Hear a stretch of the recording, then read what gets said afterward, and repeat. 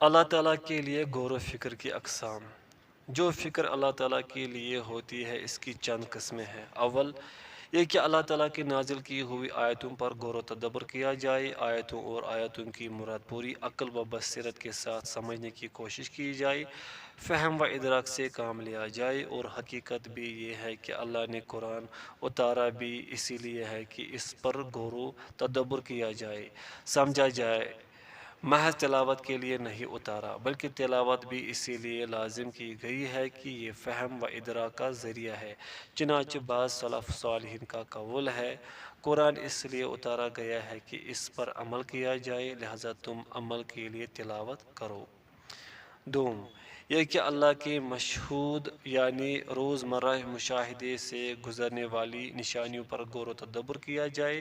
اللہ تعالیٰ نے اپنے بندوں کو اپنی نشانیوں اور علامتوں پر غور و تدبر کا حکم دیا ہے، سوچنے سمجھنے کا امر فرمایا ہے، اور ان سے غفلت کرنے والوں کی مذمت فرمائی ہے۔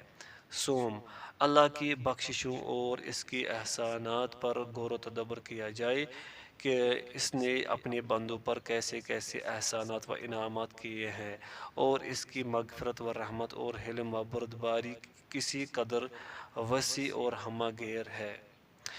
غور و تدبر اور فکر و تأمل کی یہ تین قسمیں ایسی ہیں جو قلب انسان کو معرفت الہی، محبت خداوندی، خوف و رجا اور امید و بیم سے مالا مال کر دیتی ہے، اور اگر دائمی غور و تدبر کے ساتھ ذکر خداوندی کا سلسلہ بھی جاری رکھا جائے تو معرفت اعلیٰ اور محبت خداوندی کے رنگ سے پوری طرح رنگ جاتا ہے۔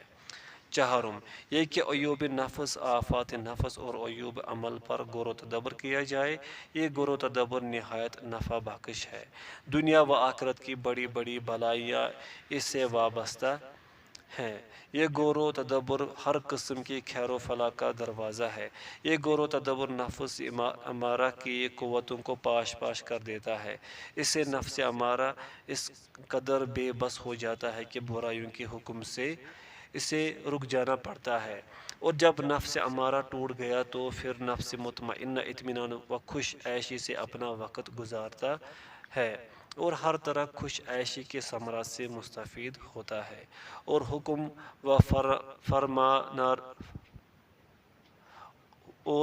و فرمانردائی بھی اسی کی جاری رہتی ہے۔ فرما روائی ہو سکتا ہے یہاں پہ۔ جب نفس مطمئنہ خوش عیشی سے وقت گزارتا ہے تو قلب بھی زندہ رہتا ہے اور خوشگوار زندگی گزارتا ہے، اور اپنی مملکت میں پوری قوت سے حکومت کرتا ہے۔ ساری مملکت میں صرف اسی کا حکم چلتا ہے، نیز قلب کے تمام امرا، حکام اور قلب کا سارا لشکر اس کا مطیع ہوتا ہے، اور مملکت کی ساری مصلحتیں اور حکمتیں قلب کی منشا کے مطابق عمل میں لاتے ہیں، اور ساری قوتیں اور صلاحیتیں قلب کی مرضیات پر شار کر دیتے ہیں۔ پنجم یہ کہ وقت کے واجبات اور ضروریات اور وظیفہ اعمال پر غور و تدبر کیا جائے، اور عزم و ہمت کی تمام تر توجہات اپنی چیزوں کی طرف موڑ دی جائے۔ چنانچہ عارف انسان وقت کا بیٹا ہوتا ہے۔ اگر انسان وقت کی قدر نہیں کرتا اور اسے ضائع کر دیتا ہے تو گئے ہوئے وقت کا وہ بھی تدارک ہی نہیں کر سکتا۔ امام شافعی رحمۃ اللہ کا مقولہ ہے، صوفیہ کی محبت سے میں نے دو باتیں حاصل کی ہیں، ایک یہ کہ وقت تلوار ہے، اگر تم اس سے نہیں کاٹتے تو سامنے والا تمہیں اس سے کاٹے گا، دوسری یہ کہ اگر تم اپنے نفس کو حق میں مشغول نہیں کرتے تو وہ تمہیں باطل میں الجھا دے گا۔ حقیقت امر یہ ہے کہ اسی وقت کا نام انسان کی عمر ہے۔ نعیم مقیم جنت کی دائمی زندگی کا اصل مادہ اور مواد بھی وقت ہے، اور وقت نہایت تیز رفتار ہے، بادلوں سے بھی جلد آتا ہے اور گزر جاتا ہے۔ بس انسان کا وہ وقت جو صرف اللہ کے لیے ہو وہی اس کی زندگی اور اس کی عمر کا حقیقی مواد ہے۔ اس کے سوا دوسرا وقت حیات و زندگی میں محسوب ہی نہیں ہو سکتا، اگرچہ انسان کتنی ہی طویل زندگی پالے۔ اس کی یہ زندگی چوپایوں اور جانوروں کی زندگی ہوگی۔ جس انسان کا وقت غفلت، شہوت رانی، باطل تمناؤں اور فاسد آرزوؤں میں بسر ہو رہا ہو، اس کا سونا اس کے جاگنے سے بہتر ہے۔ اس کا دنیا میں جینا ہی بیکار ہے۔ اس کے حق میں زندگی سے موت بہتر ہے۔ نماز کے متعلق یہ کہا گیا ہے کہ بندہ نماز پڑھتا ہے تو نماز میں اس کا اتنا ہی حصہ ہے جتنا وہ سمجھتا ہے۔ حقیقتاً ایک انسان کی عمر وہی ہے جو اللہ کے لیے اور اللہ کے رسول کے لیے بسر ہوئی ہے۔ مذکورہ بالا خطرات و افکار کے سوا جس قدر بھی خطرات و افکار ہیں وہ شیطانی وسواس، باطل تمنائی اور محض فریب ہے۔ ان خطرات و افکار کا وہی حال ہے جو نشے میں مست وسوسوں کے مارے ہوئے آدمی کے خطرات قلب اور افکار دماغی کا حال ہوتا ہے۔ اصل حقیقت کا پتہ انہیں اس دن لگے گا جب ان میں حقیقت منکشف ہوگی اور وہ زبان حال سے کہتے ہوں گے، اگر محبت میں میرا مقام تمہارے نزدیک اسی قدر ہے جو میں پا رہا ہوں تو میں نے اپنے دن ضائع کیے۔ میری وہ تمنائیں جنہیں میری جان نے ایک مدت میں حاصل کیا، آج وہ مجھے خواب و خیال کی باتیں نظر آ رہی ہیں۔ خوب سمجھ لینا چاہیے، قلبی خطرات فی نفس ہی برے نہیں ہوتے، بلکہ یہ برا ہے کہ خواہ مخواہ دعویٰ دی جائے اور ان سے انس پیدا کیا جائے۔ خواطر کی حیثیت راہ گزر مسافر کی سی ہے۔ اگر اسے منہ نہ لگایا جائے، اس سے بات چیت نہ کی جائے تو وہ خود بخود چلتا بنے گا، لیکن اگر تم اسے منہ لگاؤ گے تو تمہیں اپنی میٹھی میٹھی باتوں سے بھالے گا اور تمہیں دھوکہ دے جائے گا، جو نفس فارغ معطل اور بیکار ہو جاتی ہے۔ خواطر و افکار اس پر بہت بری طرح حملہ کر دیتے ہیں، البتہ اس قلب و نفس پر خواطر کا حملہ دشوار ہوتا ہے جو شریف اور آسمانی ہوتے ہیں اور عالم بالا سے رشتہ تمانیت جوڑے ہوئے ہیں۔ اللہ تعالیٰ نے انسان کے اندر دو قسم کے نفس پیدا کیے ہیں۔ پوائنٹ فرسٹ، نفس امارہ، نفس مطمئنہ۔ یہ دونوں نفس ہمیشہ باہم لڑتے جھگڑتے رہتے ہیں، کیونکہ جو چیز نفس امارہ کے لیے معمولی ہوتی ہے وہ نفس مطمئنہ کے لیے بھاری ہوتی ہے۔ جس چیز سے نفس امارہ لذت اندوز ہوتا ہے، نفس مطمئنہ کو اسے تکلیف ہوتی ہے۔ نفس امارہ کو یہ بہت بھاری اور انتہا درجہ تکلیف دہ ہے کہ انسان صرف اللہ تعالیٰ کے لیے عمل کرے اور اللہ تعالیٰ کو سب سے مقدم سمجھے اور خواہشات کے مقابلے میں رضا الہی کو ترجیح دے، لیکن نفس مطمئنہ کے لیے اس سے بہتر نفع بخش فرحت آگے کوئی چیز نہیں۔ نفس مطمئنہ کو اسی عمل سے انتہا درجہ تکلیف ہوتی ہے جو غیر اللہ کے لیے کیا جائے، یا خواہشات کی پیروی کی جائے، یا باتیں نفس مطمئنہ کے حق میں سخت مضرت رسا ہے۔ قلب کی یہ حالت ہے کہ قلب کے داہنی جانب نفس مطمئنہ اور فرشتہ رہتا ہے اور بائیں جانب نفس امارہ اور شیطان رہتا ہے۔ اس فرشتہ اور شیطان میں ہمیشہ جنگ جاری رہتی ہے۔ باطل فاسد اعمال شیطان اور نفس امارہ سے وابستہ ہوتے ہیں اور حق اور صالح عمل فرشتے اور مطمئنہ کے ساتھ وابستہ ہوتے ہیں، اور زندگی بھر جانبین کی جنگ جاری رہتی ہے، کبھی یہ گروہ غالب رہتا ہے کبھی وہ، لیکن نصرت و ظفر مندی صبر و استقامت کے ساتھ ہی وابستہ ہے۔ جو شخص صبر کرتا ہے، باہم حق کی تلقین کرتا ہے، باہم ربط و تعلقات استوار کرتا ہے، اللہ تعالیٰ سے ڈرتا ہے، ایسے شخص کے لیے فلاح و نجات ضروری ہے۔ اللہ کا حکم کبھی تبدیل نہیں ہو سکتا، اس نے صاف صاف فرما دیا ہے، انجام کار تقوی و پرہیزگاری کے لیے ہے، فوز و فلاح متقیوں اور پرہیزگاروں ہی کے لیے ہے۔ انسان کا قلب ایک سادہ بے نقش و نگار لوح ہے۔ خواطر و افکار کے نقوش قلب پر منقش ہوتے ہیں۔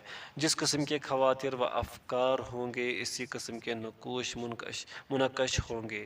پس کسی عقل مند کے لیے یہ کیوں کر سزاوار ہے کہ وہ اس سادہ اور بے نقش لوح کو کذاب، غرور، فریب، دھوکہ اور باطل تمناؤں، فاسد آرزوؤں اور سراب نما بے حقیقت نقوش سے سیاہ کرے۔ ان باطل نقوش سے کون سی حکمت، کون سی مصلحت، کون سا علم، کون سی ہدایت قلب میں منقش ہو سکتی ہے؟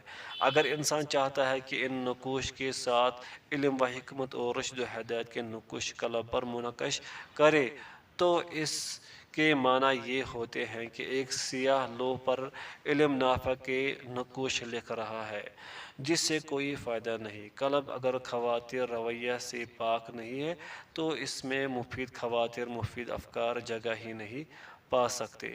پاکیزہ خواتر، مفید افکار تو پاکیزہ صاف ستھری جگہ ہی میں منقش ہو سکتے ہیں، جیسا کہ کسی شاعر نے کہا ہے: اس کا عشق میرے پاس اس وقت آیا جب کہ میں عشق کو پہچانتا بھی نہ تھا، تو اسے خالق قلب مل گیا جہاں وہ جاگزیں ہو گیا۔ اور اسی بنا پر اکثر صوفیہ نے اپنے سلوک کی عمارت حفظ خواتر پر قائم کی ہے اور کہتے ہیں کہ تا امکان کسی خطرے کو قلب میں داخل نہ ہونے دیا جائے اور قلب کو بالکل فارغ اور صاف ستھرا رکھا جائے تاکہ قلب کشف و وجدان اور ظہور حقائق الوہیہ کے قابل رہے۔ لیکن ان صوفیہ نے اس ایک چیز کی حفاظت کرنے میں بہت سی قیمتی چیزیں ضائع کر دی۔ صوفیہ نے قلب کو اس قدر خالی رکھنے کی کوشش کی کہ کسی ایک خطرے کو بھی جگہ نہ دی گئی، لیکن نتیجہ یہ نکلا کہ جب اس جگہ کو شیطان نے خالی پایا تو دوڑ پڑا اور باطل فاسد امور کو ان چیزوں کا جامہ پہنا دیا جن کو یہ لوگ اعلیٰ اور اشرف سمجھتے تھے۔ ان باطل اشیاء کو خیالی وہمی برتری والی چیزوں کا جامہ پہنا کر ان خواتر و افکار کے عوض میں لا دہرا جو حقیقتاً علم و ہدایت کا مادہ ہے۔ جب قلب ان شریف خواتر و افکار سے خالی رہا تو شیطان دوڑ پڑا اور صاحب قلب کے مناسب حال کوئی مشغلہ تجویز کر لیا اور مشغلہ کے مناسب حال خواتر و افکار کھڑے کر دیے اور ان میں مشغول کر دیا کہ ایک انسان اگر سفلی خواتر و افکار کی صلاحیت نہیں رکھتا تو اس میں علوی خواتر و افکار کی صلاحیت کہاں ہوگی؟ چنانچہ شیطان نے ایک ارادہ سے اسے الگ کر دیا لیکن تجرید و فراغ کے ارادے میں مشغول کر دیا کہ بندہ بالکل بیکار ہو کر رہ جائے۔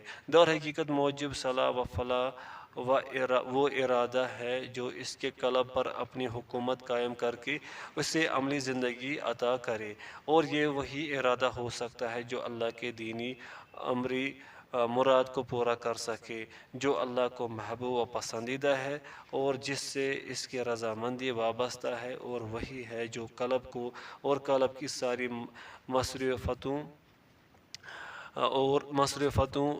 مصروفیتوں کو معرفت الہی اور معرفت الہی کی تفصیلات کی طرف موڑ دے اور اللہ کی مخلوق میں خدائی دینی امرا حکام کے نفاذ و اجرا کی طرف اسے متوجہ کر دے اور اس کے لیے صحیح عمل کے جذبات پیدا کر دے۔ اس طرح بندہ اپنے آپ کو اللہ تک پہنچانے کی کوشش کرے اور مخلوق میں اللہ کے دینی و امرا احکام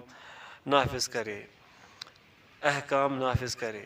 لیکن شیطان نے ان کو اس راہ سے بھٹکا دیا اور کہہ دیا تمہیں ان گورکھ دھندوں سے کیا واسطہ، اور زہد و تکشف کی راہ کشاد کر دی، دنیا اور دنیا کے اسباب سے یک لخت الگ کر دیا اور صحیح صراط مستقیم سے ہٹا کر غلط راہ پر لگا دیا اور وہمیات و خیالات کی دنیا میں لے جا کر کھڑا کر دیا اور کہہ دیا لوگو انسان کا کمال ہی ہے کہ وہ تجرید و فراغ کی بے عملی میں زندگی گزار دے، دنیا اور دنیا کے اسباب سے بندے کو کیا واسطہ۔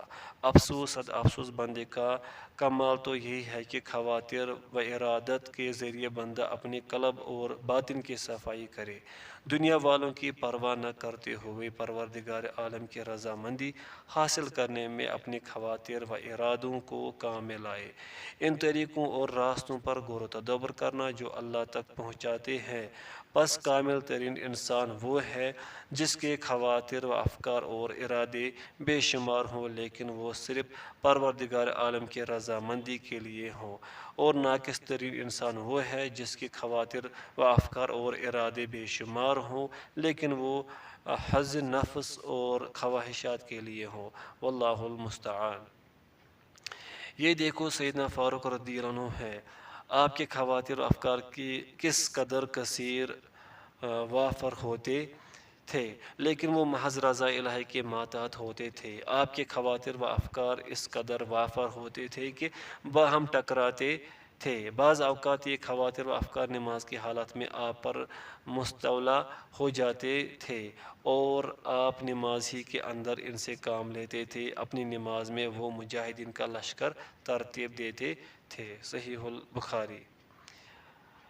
اور اس طرح آپ ایک عبادت میں دوسری عبادت کو داخل اور شامل کر لیتے تھے، نماز میں جہاد کو داخل کر لیتے تھے، نماز بھی ادا ہو رہی ہے اور جہاد بھی ہو رہا ہے۔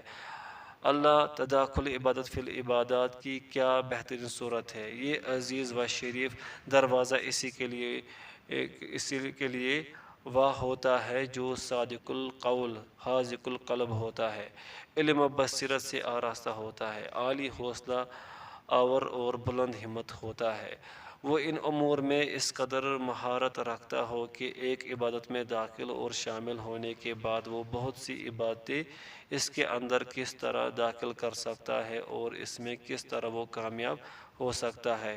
یہ عبادت و خضاعت محض اللہ کا عطیہ ہے اور بس۔ وَذَلِكَ فَضْلُ اللَّهِ يُؤْتِيهِ مَن يَشَاءُ۔ باب نمبر 7۔ زبان جب کھینچ کر جہنم میں لے جائے گی۔ جہنم میں اکثر زبان کی وجہ سے جائیں گے۔ زبان معاصی اور گناہوں کا پرخطر دروازہ ہے۔ اس کی حفاظت یہی ہے کہ زبان پر پورا قابو رکھا جائے، بلا ضرورت ایک لفظ بھی منہ سے نہ نکالا جائے، وہی بات زبان سے نکالی جائے جس میں انسان اپنا فائدہ دیکھے۔ جب کوئی شخص بات کرنے کا ارادہ کرے تو پہلے غور کر لے کہ اس سے اس کو فائدہ پہنچے گا یا نقصان۔ اگر اس میں فائدہ نظر نہ آئے تو خاموشی اختیار کر لے، اور اگر بات کرنے میں فائدہ نظر آتا ہے تو پھر سوچنا چاہیے کہ یہ بات اور کلمہ زیادہ مفید رہے گا یا کوئی دوسرا کلمہ۔ اگر دوسرا کلمہ زیادہ سود مند ہے تو وہی زبان سے نکالے، فائدہ کو کبھی ترک نہیں کرنا چاہیے۔ اگر تم کسی کے قلب و ضمیر کا پتہ لگانا چاہتے ہو تو اس کی زبان کی حرکت کو دیکھ لو، کوئی چاہے یا نہ چاہے بات دل کا راز کھول دے گی۔ چنانچہ سیدنا یحییٰ بن معاذ فرماتے ہیں، قلب دیگچہ کی طرح ہے، اس میں جو کچھ ہوتا ہے جوش کھاتا ہے، اور زبانیں دلوں کی کفگیر ہیں۔ حلیۃ الاولیاء۔ جب کوئی شخص گفتگو کرے تو دیکھو اس کی زبان سے وہی بات نکل رہی ہے جو اس کے قلب میں ہوتی ہے۔ زبان قلب کا کفگیر ہے۔ قلب میں جو بھی شیرین، تلخ، لذیذ، خوشگوار چیز ہوگی کفگیر پر آ جائے گی۔ زبان قلب کے ذائقہ کا پتہ دے گی اور اسی طرح پتہ دے گی جس طرح دیگچہ کا ذائقہ زبان سے چکھنے سے معلوم ہوتا ہے۔ اس کے قلب میں جو کچھ ہوتا اس کا ذائقہ تمہیں اس کی زبان سے معلوم ہو جائے گا۔ اس کے قلب میں جو کچھ ہوتا اس کا ذائقہ تمہیں اس کی زبان سے معلوم ہو جائے گا۔ چنانچہ سیدنا انس رضی اللہ عنہ کی ایک مرفوع حدیث کے اندر ہے، جب تک بندے کا قلب درست نہ ہو اس کا ایمان درست نہیں، اور جب تک اس کی زبان درست نہ ہو اس کا قلب درست نہیں۔ مسند احمد۔ رسول اللہ صلی اللہ علیہ وسلم سے کسی نے دریافت کیا کہ لوگ زیادہ تر جہنم میں کس چیز کی وجہ سے جائیں گے؟ آپ صلی اللہ علیہ وسلم نے فرمایا، منہ اور شرمگاہ کی وجہ سے۔ اس حدیث کو امام ترمذی رحمۃ اللہ نے حسن اور صحیح کہا ہے۔ ایک مرتبہ سیدنا معاذ رضی اللہ عنہ نے رسول اللہ صلی اللہ علیہ وسلم سے دریافت کیا کہ یا رسول اللہ، صلی اللہ علیہ وسلم، وہ کون سا عمل ہے جس سے بندہ جنت میں داخل ہو اور جہنم سے بچ جائے؟ آپ نے خاص خاص عمومی اور اصولی چیزیں بتلانے کے بعد فرمایا، کیا میں تمہیں ان تمام پر حاوی چیز نہ بتلا دوں؟ سیدنا معاذ رضی اللہ عنہ نے عرض کیا، کیوں نہیں، ضرور بتلائے۔ آپ نے اپنی زبان اپنی انگلیوں سے پکڑ لی اور فرمایا، اسے اپنے قابو میں رکھو۔ سیدنا معاذ رضی اللہ عنہ نے عرض کیا، کیا ہم جو بات کرتے ہیں اس کا بھی مواخذہ ہوگا؟ آپ صلی اللہ علیہ وسلم نے فرمایا، معاذ، تمہاری ماں تم پر روئے، لوگ زبان ہی کی وجہ سے تو منہ کے بل جہنم میں پھینکے جاتے ہیں، یا فرمایا کہ ناک کے بل۔ امام ترمذی نے اس حدیث کو حسن اور صحیح کہا ہے۔ یہ کچھ عجیب بات ہے کہ انسان حرام کھانے سے، ظلم و زناکاری سے، چوری اور شراب خوری سے اپنے آپ کو بچا لیتا ہے، غیر محرم عورت پر نگاہ ڈالنے سے بآسانی اپنے آپ کو بچا لیتا ہے اور گناہ سے باز رہتا ہے، لیکن افسوس کی زبان کی حرکت سے اپنے کو نہیں بچا سکتا۔ بس اوقات تم دیکھو گے کہ ایک دیندار آدمی ہے جو زہد و عبادت میں بلند پایا رکھتا ہے، اس کی دینداری کا گھر گھر چرچا ہے، جس راستے سے گزرتا ہے لوگ اشارہ